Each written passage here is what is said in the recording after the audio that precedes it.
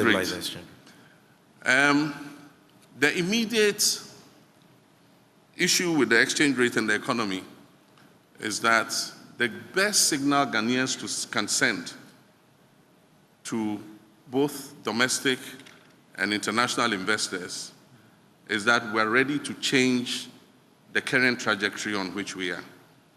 I think that if we hold a successful election, we demonstrate to the world and our people that we are willing to change this trajectory on which we are, that is leading us further into the abyss.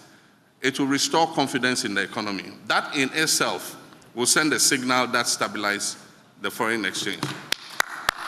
Currently, nobody has hope in where we're going. And so people are hedging because of the rate of deterioration of the value of the cedi.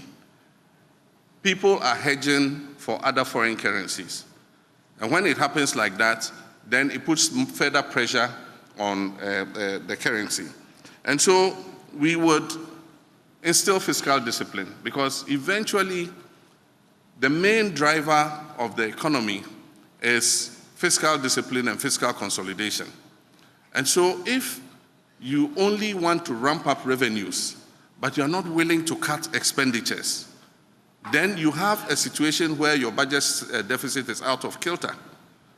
And as you know, we had a budget deficit that went as high as 15% of GDP. And unless we instill fiscal discipline, we'll continue to have a situation where it puts pressure on our currency. It's like a household budget. You cannot spend more than you earn.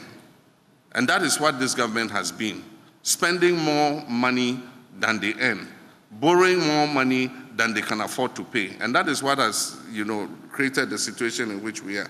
So we must reduce the deficit, we must instill fiscal discipline, we must reduce the debt burden, and already there is a debt restructuring going on, and so we must continue the debt restructuring, but make sure that we put in the buffers so that we don't fall into this situation again. In my administration, we set up what we call the sinking fund, and we capped the stabilization fund. So any excess money that was above what you go to the stabilization fund went into the sinking fund. We also committed other revenues into the sinking fund so that we could anticipate debts that were becoming due and pay them. This government came and depleted the sinking fund and did not replenish it. And that is how come that we are in the crisis in which we currently are. And so replace the sinking fund, create more buffers so that the economy is more resilient to shocks. The thing about the world is it's unpredictable and shocks will come. But it is how resilient your economy is that will make you be able to come out of the shocks. We all went into the shock together with Côte d'Ivoire. Today our economy is so battered and bruised. And Côte d'Ivoire's economy is much more stable. And I just saw a video of the president waxing lyrical about Côte d'Ivoire in 2016. Today, I don't think he wants to hear that comparison, because inflation is lower in Côte d'Ivoire, far lower, single digit.